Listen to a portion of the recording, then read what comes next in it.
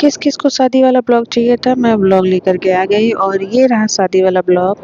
Hello everyone, good morning, कैसे हैं आप सब। तो चीकू यहाँ पे बहुत नौटंकी कर रही थी, इनको हम्पिंग का जोश चढ़ गया था तो ये हम्पिंग करना चाह रही थी और हम लोग चाय पी रहे थे। कुछ बातें शातें हो रही थी कैसे क्या करना है, क्योंकि आज हमें जाना है शादी में। और थोड़ी बहुत डिस्टरबेंस हो रही होगी, आवाज़ हो रहा होगा, उसको इग्नोर करिएगा क्योंकि हमारे हमारे ऊपर वाला फ्लोर बन रहा है। जिस रेंट पे हम लोग जहाँ रहते हैं वहाँ पे। फिर इनको हम्पिंग करना था तो ये पैर पकड़े जा रही थी और उसके बाद हमने डिसाइड किया था कि इसके साथ खेलने उलने के बाद कि खाना वाना फटाफट बना लेते हैं और खा लेंगे टाइम से, ताकि टाइम से तैयार होके निकल जाएंगे। फिर भी निकलते निकलते हमें 8 बजे गया था। तो लगभग ये सब नौटंकी होने के बाद चीकू थक गई, फिर आ गई थी सोने अपना। और फिर ये रोटी बना रहे थे और मैंने सोचा मैं फटाफट सब्जी बना देती हूँ कटहल की। मुझे आइडिया बिल्कुल नहीं था कि गैस कब ख़त्म होना है क्या नहीं, और ये कटहल की सब्जी बन गई थी, बस ग्रेवी नहीं सूखा था। हमारी रोटियां बन गई थी, बस 3 रोटी रह गई थी एक तवे पे, 2 ऐसे लोई। और ये कहिए कि मैंने लास्ट चाय बना लिया, वरना हमारी गैस ख़त्म हो गई थी और हमने सोचा भैया कैसे अब करेंगे।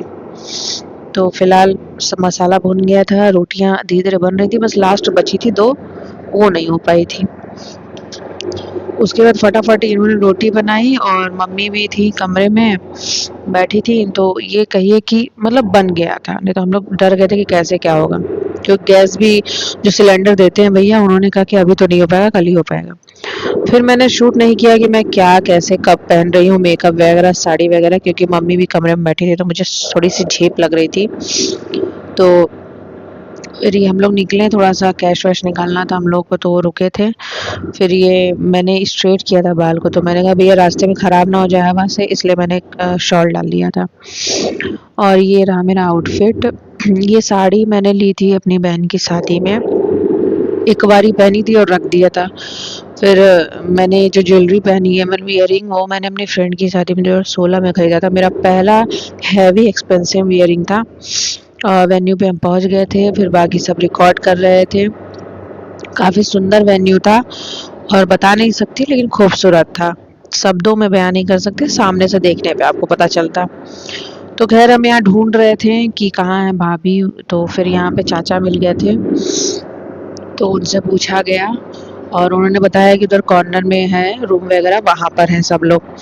तो फिर धीरे धीरे हम जा रहे थे, सब कुछ देखते देखते क्या क्या अरेंजमेंट है क्या नहीं। तो ये रैंप जो आप देख रहे हैं ना, यहीं जयमाल होगा और आजकल जैसे होता है वैसे ही होगा। और जब जो स्टेज है वो अंदर है हॉल में, उस साइड आपको नाश्ता वगैरह लगा था और उसके जस्ट अपोजिट साइड दूसरे टाइम में खाना लगा था।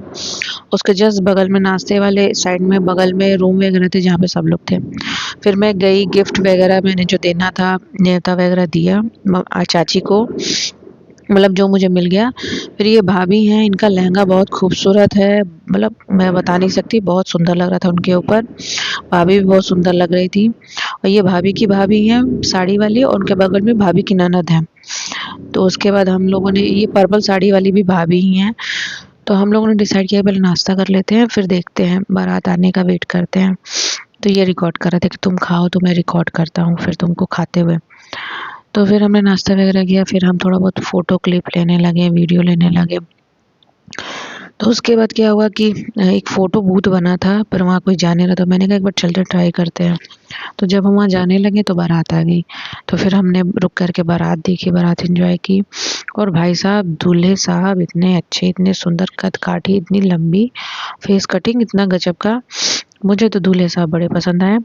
और हमारी दुल्हन भी, मतलब मैंने तो नहीं देखा था रूम में जाकर के तैयार होते हुए, पर एकदम पहचान में नहीं आ रही थी, डॉल जैसी लगती है ना।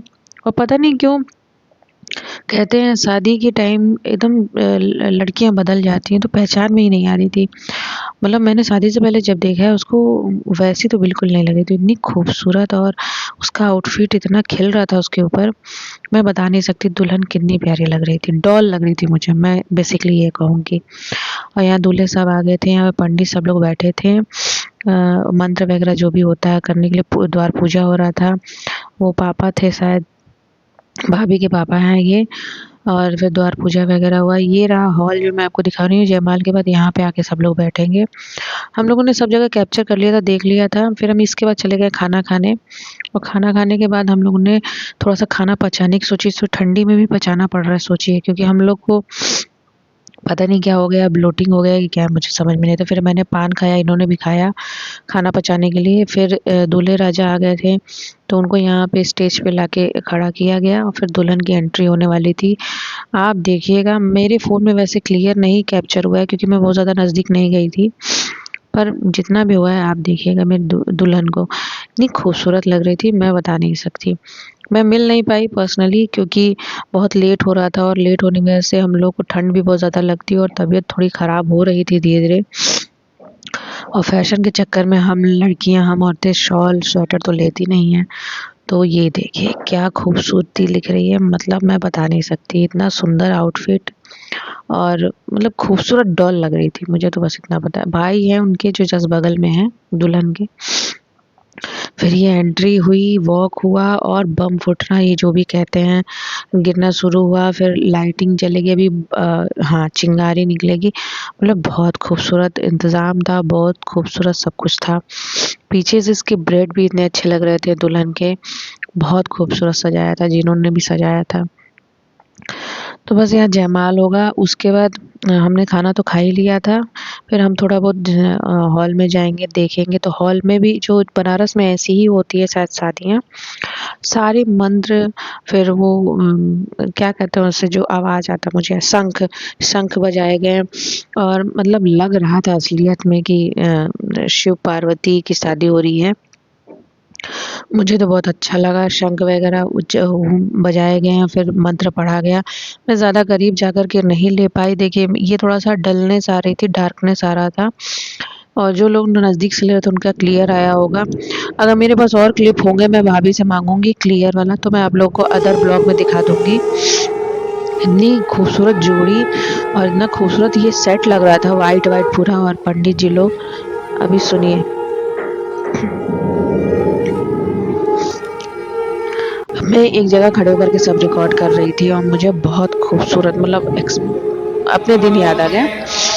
उसके बाद मैंने बस इनसे, भाभी से बोला हम चलते हैं और फिर मतलब निकलते हैं, रात हो जाएगी तो फिर ठंड लगेगी ज़्यादा।